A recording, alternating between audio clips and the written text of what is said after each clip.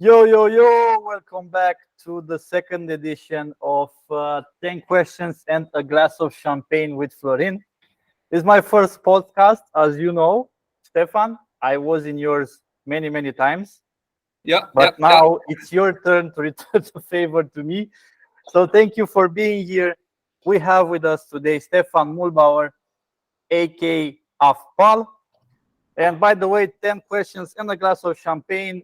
I have it here. Even if we cannot drink it, theoretically, we should have drink it together, but we will do it at the show. By the way, this is not a paid ad, but if someone from this company, Dom Perignon, whoever wants to approach us for sponsorships, me and Stefan here are We appreciate it. We are ready for that. we're ready for that. So yeah, My uh, podcast can be sponsored for beer because I'm German and I'm like a bit more peasant than Florin. no, you're not. He's just playing. He's one of the guys which is dressing well every time at the shows.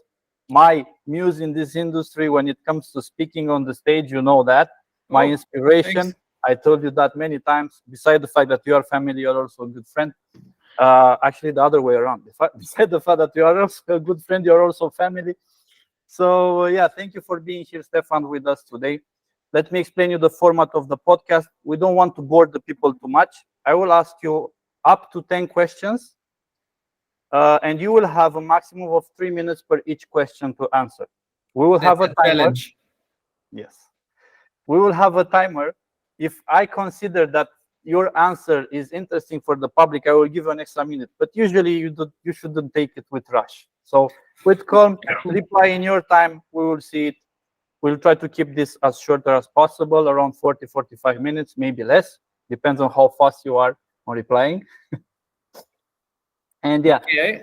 before we proceed, I would like to encourage our current viewers to subscribe and follow, to also be notified for the next episodes of this amazing podcast, which I hope to reach at least 10 episodes with.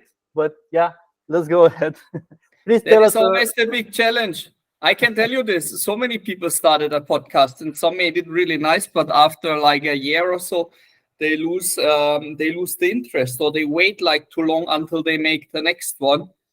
And That's consistency is key. I hope that you are not limiting it to 10.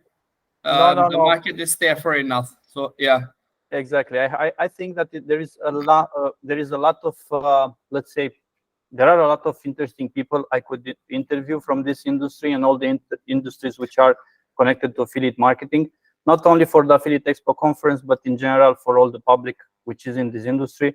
So yeah, I would like to have a continuous podcast, even if it was never planned. The team brought it up as an idea, and I said, yeah, why not? Let's see how it goes, and I really like it. It's Okay, a good idea. thank you. Tell us a little bit about yourself before we start, Stefan. I have 3 minutes or I can it's No, already you gone. have like around five. Okay, so yeah, my name is Stefan Muehlbauer, and I started working in sales when I was 19. Now I'm 42, so this is now 23 years. The first 7 or 7.5 years, I was selling insurances, and then the last 2 years of this time, I was training insurance salespeople and developed there already like a passion for speaking and sharing education with others. Then I ended up in the industry. It was in the first years like poorly adult. It's now, yeah, I'm now in the 15th year. And in the meantime, I saw practically all the verticals. And the more the verticals are different than from my daily job. My daily job is dating with Masters in Cash, Dutch advertiser for dating products. The more interesting is it for my other project, Afpal. And AFPA started practically just like as a speaking gig that I can travel to many shows and don't have to pay for it myself. Yeah, as I said, I'm German and I'm the guy with the beer, so I also don't like to spend money.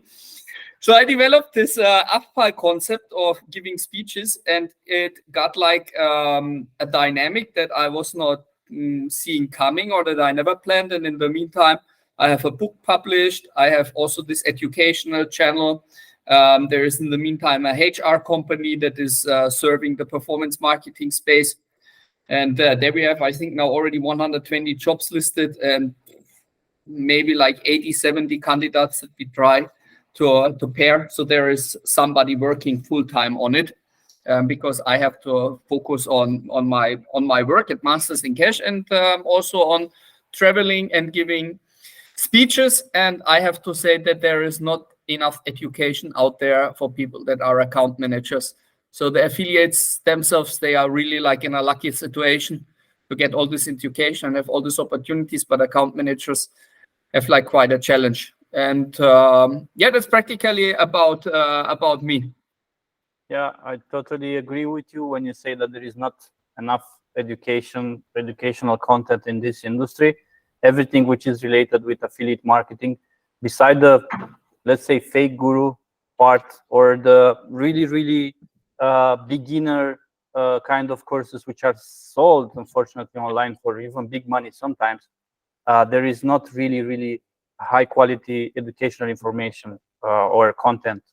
But you are one of the guys which is creating this kind of content, and that this is one of the reasons I really appreciate you. Also, you mentioned about your book. You were the one, you know this already, but I want to share it with the public. You were the one which inspired me also to write the book. This year, this summer at the Affiliate Expo, I will launch it, like the hard copy of the book. I can't wait to do that.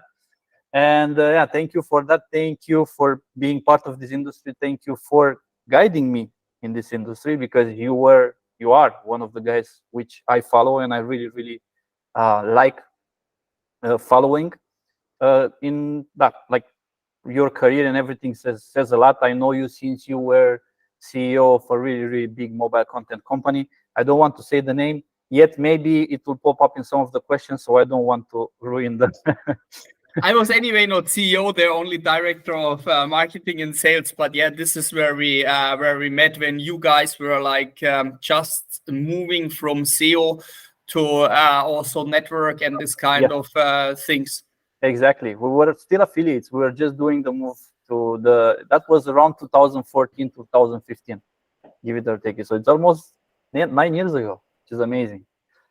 Anyway, great. So I explained the format of the podcast.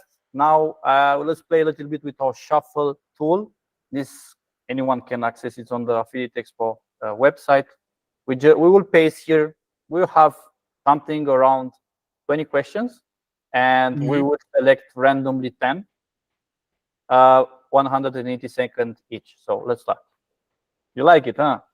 Yeah, that's cool. I was not expecting that. Do you think it's important to attend industry? Okay, you read it. It's your show. Do you think it's important to attend industry conferences? If yes, why? So for me personally, it's the most important thing in this industry. It's not only for the business factor, but the fun and the partnerships and friendships that you are forming there is keeping you motivated to work in this industry and work on the weekend and work on the night, because these experiences that you have with people there is something that money cannot buy you. And with people that you are like matching and vibing and getting along well, is like the easiest way to do business. And also in our industry, especially if you are a new company or a new individual entering here, everything is based on trust. If you're an affiliate program or a network, you have to trust that the guy is not sending the bad traffic. If you're an affiliate, you have to rely on that this guy is paying. If you use a service like Florin is with the traffic manager, you have to know that there are like people behind it that will not run away with the data and that also keep like high uptime. So for me as attending conferences the absolute most important thing in this industry. And I don't think that I would have done it 15 years on this level, especially on this level and with this passion for it, if there would be no conferences. There would be definitely no AFPAL, because it started out only for making speeches. And also the other industry was, I started with a conference even before I started working in this industry. They sent me to a conference at my first company before I started there to see if I liked the vibe. So conference is for me an absolute must. Okay, I will pause a little bit here. Have you ever heard about the Affiliate Expo conference? I didn't ask that. Me? Yeah. Of course, I was there last year. It was fantastic. It was fantastic. Okay, if you would like to share one main idea that you took out from the conference, something you really liked, what would that be? I can tell you the most important thing that I saw there was for me that a party that is practically without anything like crazy organized can turn into a really incredible experience if you have the right people there.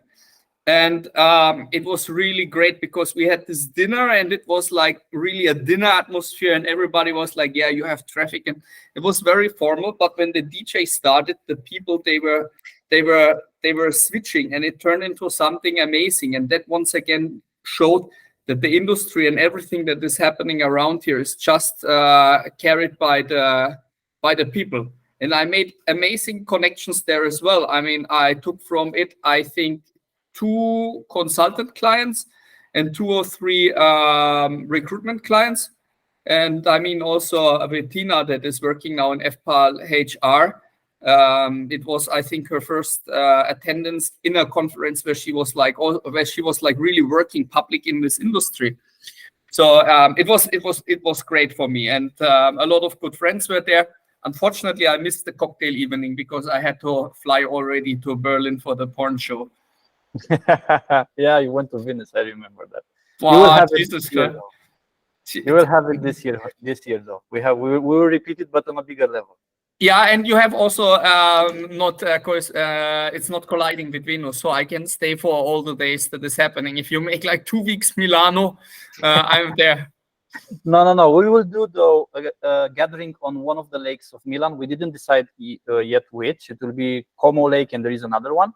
We want to do a gathering in a really nice touristic place, but on the edge of the city, right, where we can go. Maybe also beside the gathering we will have for the VIPs and speakers and exhibitors and so on. We can also organize, or the companies coming can also organize themselves like boat trips or whatever. That will be after the event, reserved just to VIPs. You will love it. Anyway, Okay. let's proceed. Enough with advertising the conference. Let's focus on the speaker. Bro, we all have to make a living, right? Okay. Next one. What is the best decision you ever made in your life, and why? Most probably to invite you to a birthday party that was not happening then, right? By the way, the countdown is not running. Oh, sorry, my bad. So yeah, it's actually a quite funny story. I mean, Florin, me, and let's say the entire crew is like a gang, the brush of people, and we were always like close since the last 9 years. But I can tell this year, I had 5 restaurants. At this time, it was only 1 or 2 that I had, and the restaurant was very bad, and I just got a fine of 5,000 euros. Was when? In which year? It was, hold on, it was 2019. So I had it already 1.5 years. Okay. So it was 1 remaining out of 3, and then I made 2 more after that. And I announced half a year before to Florin that I make a big birthday party in my place. And because I got a fine of 5,000 euros, I was not in the mood. So there was no party, or I got it like 2 weeks before. So I didn't announce a party. And he shows up in my restaurant in a suit with like champagne and a present. And he's like, dude, where's the party? And I said, there is no party because I get a big fine. And he said like, yeah, okay, we never spoke, but I saw you made a party. And anyway, I'm in Bucharest. And we stayed in my restaurant, and we emptied everything there. And then the people wanted to go to the club, and I didn't want to go because it would have cost money, and I just spent 5,000 euros for something absolute useless, a fine. And Florin said like, you know what, is my birthday present. So he was then already more than just a little affiliate. I covered the bill. Let's go to the club. And we went to the club. And this is practically how I reconnected with Kaya's mom. That is the daughter of my child. So if if I say like the best decision of my life, I told it now, of course, in a tailor-made way and a bit with humor, but definitely having a child is the best thing that I ever decided to have, and it was really something that I wanted. Okay. You know what's nice? The previous speaker said the same thing. You were also on his birthday party or what? No. The same reason, the same best decision of his. No, I'm not going to everybody's party to. If you I'm need not- a kid, please invite Florin. There is If you even guys a are movie. looking to do any kids, invite me because I create the right atmosphere. No. There is last even a movie like this, you know that, where the guy is cursed and the girls can stay with him only one night, but after this night they find the love of his life. There's something like this. Okay. Anyway, really nice. Thank you for that. I would pause a little bit here. To be honest, when I received your first call telling me that, bro, I'm about to be a father, I don't know if I ever told you, but I didn't know in the next 10 seconds if that's a good or a bad thing, because I knew the situation between you and your ex. And I was like, oh my God, what did I do? And then you told me, it's fantastic, I will have a kid. I was like, yeah, okay, Stefan. And then, yeah, everything, anyway, it was really nice. And I'm happy. Of course, I've baptized Kaya, so it's family. We are family from that point on. So yeah, it connects us really, really nice. Yeah, but you are always selected for this kind of stuff. Also at Mario's wedding and Tina's wedding, you had to be you're always in the front. You have to go in the circle with the priest. And yeah, I was the one with. It was my fault kind of, because of me he proposed Tina that day that he proposed. It's a really, really funny story in Sofia. But oh, wow. we have time for that. So next question: what is the largest amount of money you have ever generated in a single month, and how did you achieve it? But I will rephrase this because this was mostly a thing for media buyers. I will rephrase it from the time you were working in that company. If you want to answer, if not, I will just skip it and we'll try the next one. From the time you were working in that big mobile content company, if you can share, what was the biggest that's amount? a bit confidential, so I cannot share it. Okay. But what I can say, and I hope this is motivating for affiliate managers, so people that are saying like, I played a little bit safe. I made enough as an employee. I was an employee practically, or like it was a weird construct. But in the end of the day, I made enough there to, not in 1 year, but to buy 5 or to build 5 restaurants that all went bankrupt. So if you are not like a guy that wants to take crazy risks in his daily life, what I did with the restaurants, but let's say with like a stable job, you can still earn very, very good amount of money if you are like a decent manager. The biggest earning affiliate manager I've ever heard of makes an average of $150,000 a month. This is the highest earning affiliate manager I have heard of. And I can tell you it was not like this. I never made this amounts of money. But this is because they get a commission, a small fee, a small commission on the affiliate payout.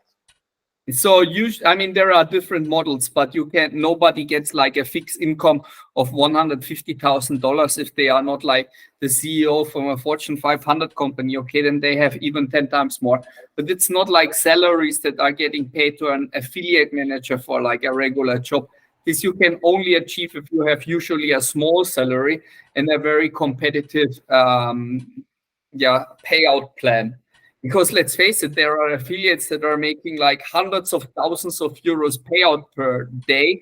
And if you have a handful of that and you get only a small percentage, you already have that. And there are also affiliate managers out there that work only commission based, so their commission is like incredible high. Yeah, that's true. I know guys, even like young guys, 19, 20, 18, 17 years old affiliates, which are making an insane amount of money. Affiliates anyway, but affiliate managers is a different thing. But also there you can make it. Yeah. I know what you mean. I met once a guy which was around 16. He was making something around an affiliate. He was managed by a friend of mine, an affiliate manager. he was making something around 80,000 euro a month, and he needed his mom to go and grab the money for him because he was underage. So it's crazy. Affiliate marketing can really, really change people's lives, and we are witnesses about that. Man, the guy is 16 or 17 and most probably dating already like a 23-year-old gold digger or something like that. What do they care, man? We've been there as well. So okay, next one. Oh, who is your role model in this industry and why, if you have any? It's actually not really the case. I mean, there are a lot of people that I take inspiration from, and a lot of people that help me with certain things in this industry. But I would definitely not say that I have like a real role model. I mean, you, for example, you influenced me like heavily when it came to making Afpal as a business, because I did all the stuff for free, and people were often even reselling stuff from me and were not giving me even something back. This is now more like a HR specific stuff, but also with this advices and consultancies. So this is not really a role model, but where I say like somebody gave me like a very good advice. Or William, that was teaching me in the first half a year of dating everything that I needed to know for Masters in Cash to make the API and the email passing and all this kind of stuff. So there are definitely people, and these are usually people that are extremely close to me, that are inspiring me, but I don't really have a role model. And this is maybe also because of the lack of people that do something that I do. Who is there that I say like, okay, this is a really great guy that speaks about affiliate management? It is not existing. So there is nobody I can look up, because there is practically nobody doing that. And there are people that are like building and running extremely successful networks, like this Jason Adakiv or whatever his name is pronounced, builds now fucking yachts. So it's like crazy inspiring guys, but I have no intention to build a network. You know, the guy is a community figure, so I can say like, wow, and he's also really down to earth. So this is things that I can look for. But somebody that does what I say like, this guy achieved already what I want to have, is simply not existing, because nobody has a plan like I have. But I have to say, every time when I speak with somebody in a podcast or on a conference, I always try to get out something that is inspiring me. Something which helps you later on in your path. Yeah. Totally agree. Yeah, I do the same. I'm always trying to find, even between the beginners or people which are at the beginning of this road, they're in a conversation, you will always find like a nice idea or a couple of words which you never heard of, and you can go and learn about, and maybe inspires you to do something. Let's say it like this. I think I have the target to be the role model for affiliate managers that start out. I think this is more important for me. I think you achieved that, and you are doing a great job. Okay, just in time. Name one tool, software, or service that completely changed your business life, and explain how. Florin sent me 10 euros and I say it's Traffic Manager. So you don't use Traffic Manager. Traffic Manager is definitely a tool that I recommend, and I set it up also for companies many times, and I sent you also a lot of partners that are using it or will use it or have used it or whatever. But when I say there is really one tool that is influencing my daily work, then it's Podio. And Podio CRM system that is built and looks like Facebook. It's not flawless, but it's so simple and so easy to configure, better than anything else that I saw, that the entry barrier that other people are using it is so low. I have in my daily work at Masters in Cash Soho, that was a solution that was there from the sales director before. And it's okay, it's doing the job. But Podio is my way to go. I think I set it up in the meantime for like 30, maybe more, 35 companies. And also there, I was setting it up maybe like 25 times for free, like as a favor, sitting there 1 hour, teaching them, and it's okay. And now it's practically something that people are booking. So they book like a consultancy for like 1 hour, 1.5 hours that I set up this podium for them and then explain them how to use it. It's so simple that for me to custom configure it for them and to explain the team takes me maximum 1.5 hours. So Yeah, but you are saving like days of, or maybe even weeks of someone which will try to, find the best solution for this, try the different configurations. I know how it works. So when you have a person like that, you already need to consider that you save time and money and have everything set up in 1 hour. And also trains the team to use it, which is another step after choosing the product. I even developed something like a method how to, let's say, force the team to use it. So companies can put like a factor in the commission. And if they are not using it, their commission is used with the factor 0.9. Or you can go the other way around, because sometimes this would cause a revolution and say, like, I make like factor 1.05 if they use it. So you're practically rewarding your team for working with it. That's for also being an more option. Organized. Yes, I'm very unorganized, and this changed everything for me. I have now I don't use it in my daily work, but I use it, for example, for the consultant stuff, even to keep track there of the guys. So it sends me a reminder, hey, send this, send that. Perfect. Nice. Thank you for that. Next one. Who is your favorite billionaire personality and why? Warren Buffett. Why?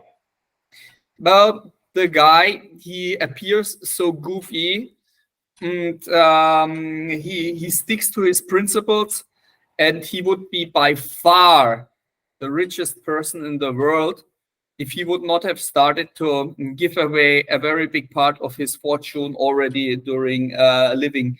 And the guy must be now 90 or so, and he is still killing it. He is still working, and when he sends his newsletter, how he's investing, or when he announced something, the entire world listens to this 90-year-old guy. There is no other billionaire that I can remember now that is so long on the market and influencing his field so much. For sure, Elon Musk is now more influential, but how long is Elon Musk really in the media? It's maybe 10, 12 years since he left PayPal or whatever. I don't know his entire history. And he was one of the owners. Yeah, so I'm vibing more with Warren Buffett. This is my choice. You know what I like about Warren Buffett? Have you finished? Yeah. Okay. You know what I like a lot about Warren Buffett? He's one of the people which proposed a law on the heritage of the money, right? So if I'm a billionaire, when he will be dead, he said that I would like that everything I have to be taxed 99% or something.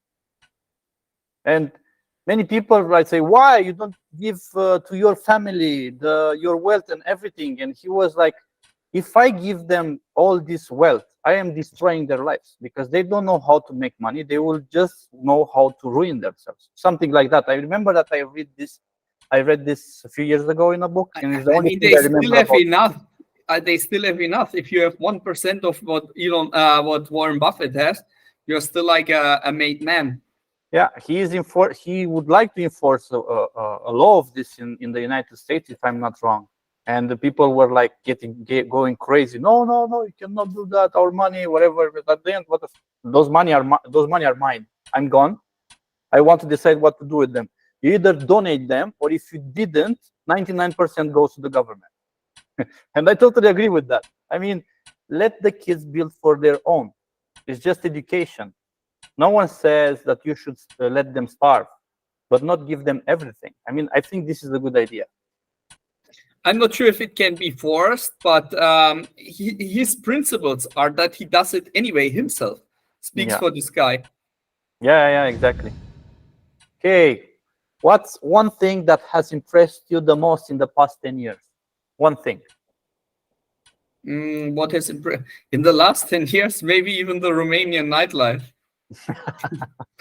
I'm not.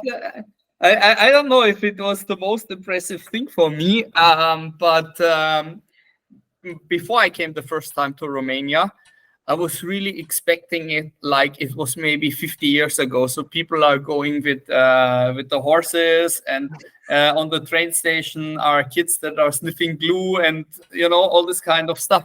But when I was the first time here, and I started to go out and I saw the nightlife, the stuff that I saw in Las Vegas was not as it's here in the big clubs. So that is like really a big surprise, and now I'm like an advocate for this country to come and visit it, because it's way better than you maybe imagine. Other things that are impressing me is how certain offers, especially the old info products that are maybe now not booming that much anymore, but what they were making in the peak was maybe business-wise the most impressive thing for me, like hundreds of thousands of euros per day just with one ebook. Okay. Yeah, regarding the nightlife, I totally agree. In my opinion, also, after Ibiza, I need to say that Ibiza, it's the king of Europe. It's an island only built for that. Yeah, exactly. After Ibiza, in my opinion, Bucharest is the second way to go, is the second place to go in Europe to have fun. I mean, you can't compare it with nothing. You can compare it with Barcelona, with Madrid, with whatever, you name it. You don't have that life. I mean, we've been in pretty much all the big cities in Europe, in Milan, Rome, Barcelona, Madrid, Lisbon, you name it. Nightlife like in Bucharest, 3 or 4 clubs, not more, but amazing ones. Yes, I totally agree. Okay, next one. Name 3 books that drastically changed your business mindset and explain how. So the first one is also what I mentioned already before with you. It's a book that you recommended me called Give and Take. Yeah, this that you are not doing everything practically for free, but also not to charge for everything that is maybe like a problem that others would have. Another one is I read it in German. It's called Wie man Freunde gewinnt, what means like how to get friends. Okay. This was the first business book I ever read. I think it was like when I started selling insurances with 19, and it really influenced my way how to treat people and how to interact with people. It's in my DNA, so I'm more like this natural, but this book definitely helped. And the other one is called One Up on Wall Street. It's by a guy called Peter Lynch. It's not related to the investment house Merrill Lynch. And he explains practically how you find investment opportunities in the best way if you are really focusing on the surroundings of you and you invest in things that you understand 100%. And this is fantastic advice. Every time I follow this, it's going well. Every time I get greedy, I lose the money with some shitty stocks. So you're a stock investor. Yeah, I remember. Yeah. I remember you told me many times. Okay. Next one. I think it's going to, I mean, no, there is nothing more. We have to make another one. Yeah, next one. Mindset. Okay. 3 pieces of advice you would give yourself 10 years ago. 3. But I could give myself an advice not to make restaurants. Really, it's like such a, I don't want to give advices now like buy with all your money Bitcoin or something like this. I think that's too simple. So really not to go into something with all the money that you have that you absolutely don't understand. That's, I think, the big mistake. If I make one restaurant and it's gone, okay, I had the money, okay, but I went all in and 5 times it was not working and I was never understanding it and I will never. So that's already the first advice. The second advice would be exactly the opposite to the first issue. Focus on something that you really understand 100%. And this is in my case, all this is surrounding this affiliate management or account management and building networks, running programs, and so on. A third advice, take care about your health. Now I'm 42 and it starts with bullshit. Cool. That's, yeah, really great advices. Okay, we're done. Wow, 10 that's it. questions. That was the 10 questions. Yes. Let me see if I can choose one that I think would fit you really good.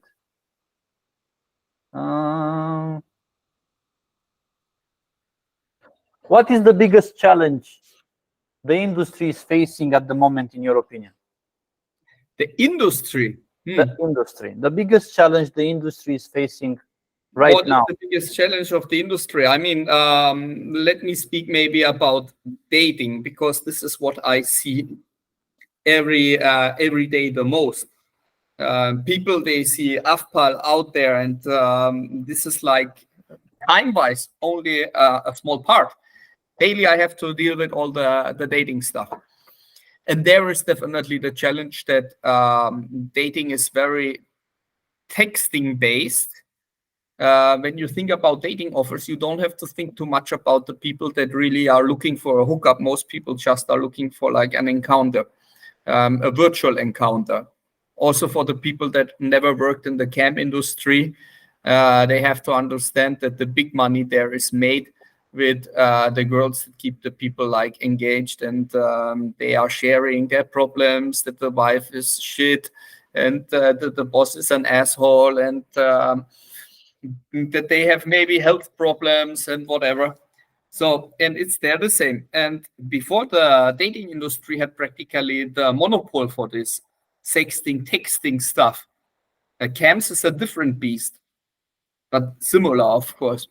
Now with OnlyFans and all the OnlyFans variations, Model Centro, Loyal Fans, Fans Revenue, you name them,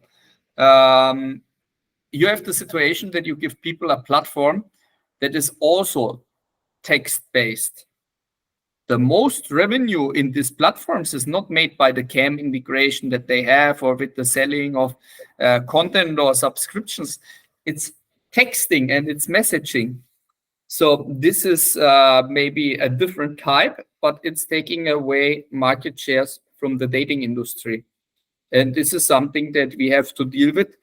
But the dating industry is so old and also so innovative, and everybody has the next cool thing in their pocket that the others can maybe not adapt that easy, because we all have to follow different rules. But at the moment, every dating advertiser that is long established feels it a tiny bit. This is just the biggest challenge. What other programs maybe have as an issue is that, let's say when you're a network, it's nowadays maybe a bit too easy to make your own network. Let's face it, 15 years ago, I was just, I needed maybe like 50 or 100,000 euros just to build a software. Okay, there was nuts out there, but this was, yeah, nuts is nuts. It's still there. But now you go to Florin. How much is the smallest package? 399. 399, 399 euros. Come on. You get a software which has a value of around 250,000. So exactly, you get access to a software that you would have before not even be able to build, because over all the years you had your learnings. So it's of course other players on the market as well, but it's your software that I recommend the most, and it's also your podcast. So there are easy ways for people to set up their own network, and but there are not too many which are prepared for that. I know. Okay, and also networks in the industry are losing good workers that are good affiliate managers, business developers, advertiser managers, CSOs, God knows what. And they are making their network. So the established networks are not only losing business to these new players, they are also losing their best workforce. This is for sure a problem on the entire market. And then on the other hand, affiliates, they have also softwares to make their own products super easy.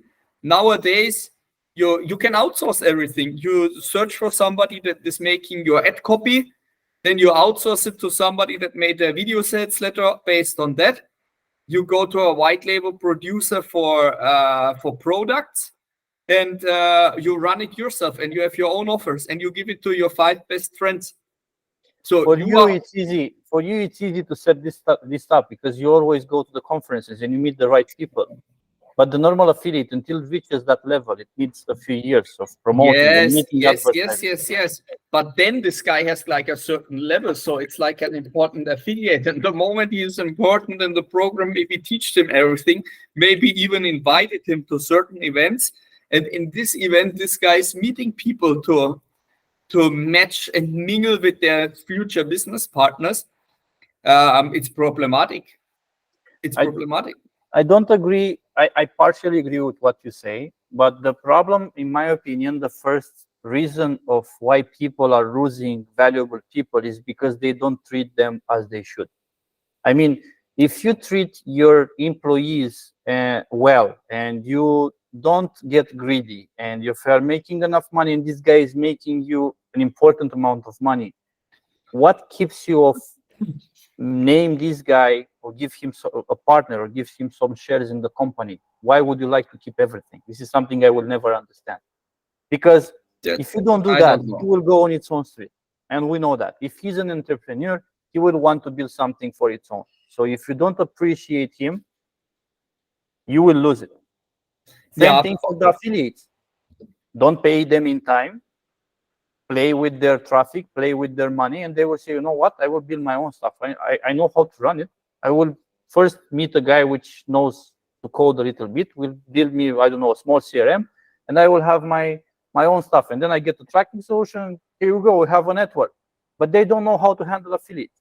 So it's not a complete solution until you don't have a complete team, a full team. So the most affiliates that are making that, they are acting in a certain way. So they build it practically for themselves. They have their own offers then, and they can do with these offers whatever they want. So first, it's more money, but also having like a bigger control about these offers. They are not going out and doing proper affiliate management and affiliate hunting like a normal program or network would do it. They are knowing usually affiliate, I mean, they run it for themselves, but they know usually 5 or 10 people that they trust. They are doing something similar. Maybe they had even some partnerships together or something like this, where they were sharing access to Adplexity and God knows what.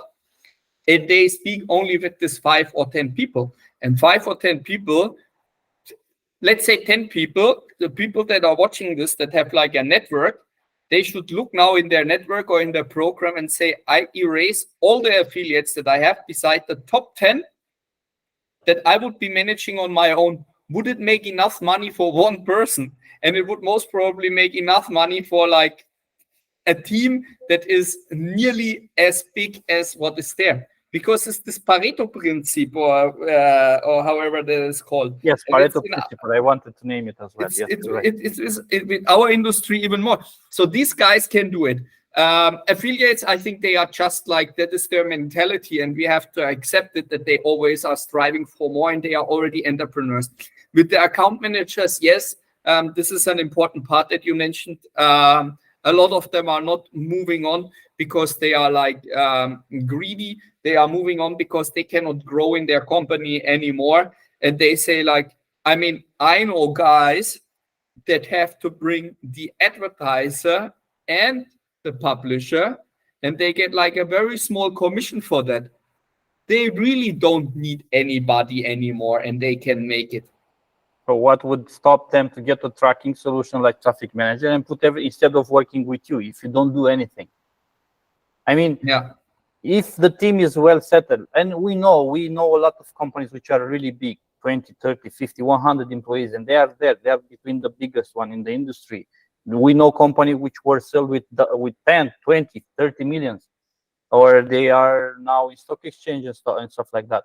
And we know that these people didn't arrive there by having one boss at the top telling everybody what they need to do and never listen to anyone. He's the boss, he's the best, he knows everything, and all the other are, the common mortals, which are, when you arrive at that level, you have micro teams inside your company, which manage their own stuff individually. They don't even need you, but they respect you, and they see you as a leader.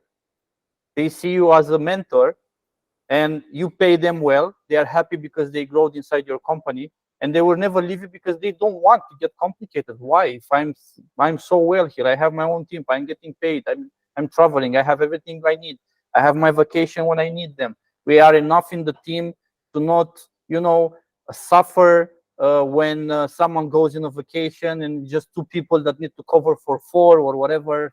This is my opinion. This is how I see the things. Yeah. But anyway, that's a mentality that the owner must have.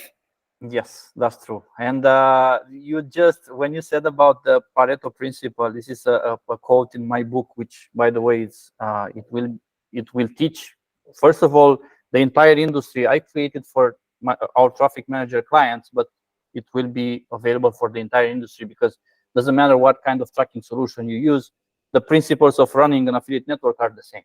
Even if you build it in-house, the same principles. And there is exactly a quote in my book, which mentions the Pareto principle with a slight modification, and it says something like 80% of an affiliate network money are done by their top 10 affiliates. What do you think about that? This is exactly what I said. If you take only your top 10 affiliates, it will be still enough to pay 80% of the affiliate managers and stuff that you have. So the Pareto principle says that 20% of the 80% of the income comes from 20% of the with the effort, or something like that. Sometimes it's like really that this big amount of affiliates that you are onboarding on running. In other companies, it's maybe more, but let's say usually you have like 10, 20 partners, 10%, let's say, of your active, really active partners. And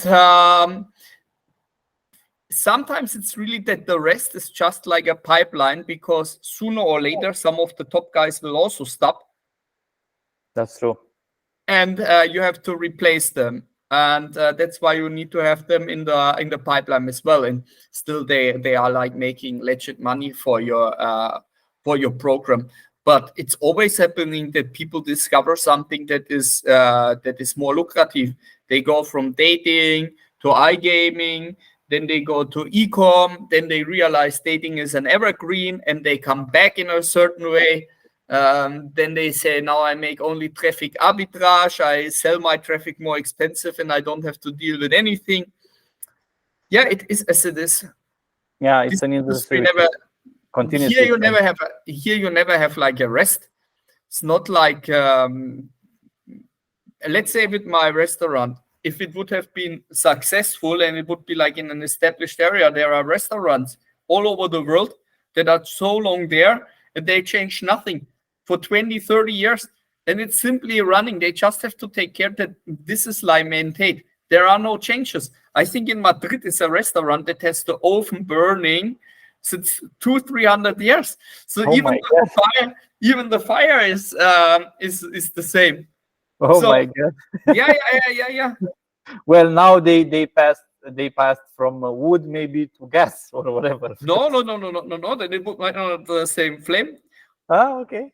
I didn't know that. I didn't know that.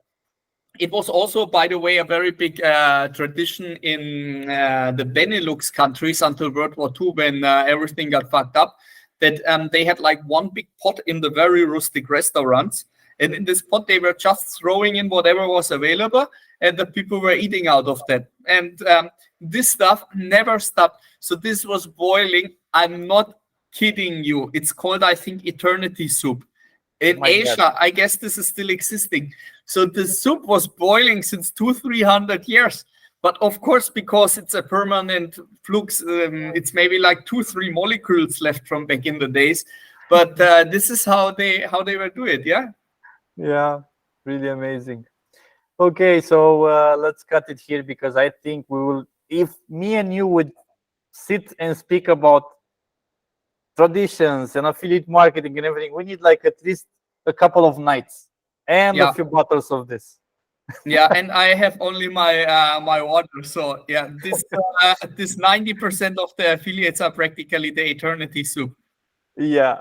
Anyway, just as a reminder, Stefan, of course, is a speaker this year as well. Last year, you had uh, a speech about affiliate managers, how to train them, how to set up your affiliate management team. This year will be more on business development and team management in general. So I would not spoil that. When you are ready, send it over, and we will put it in the schedule. Was really great to have you, Stefan. Thank you for everything. Thank you for being here with us. Thank you for being a friend. Thank you for all the things you are building for this amazing industry. It's not easy to do what you do, and you are the only one which does and takes it really serious. And I'm really proud of you, man.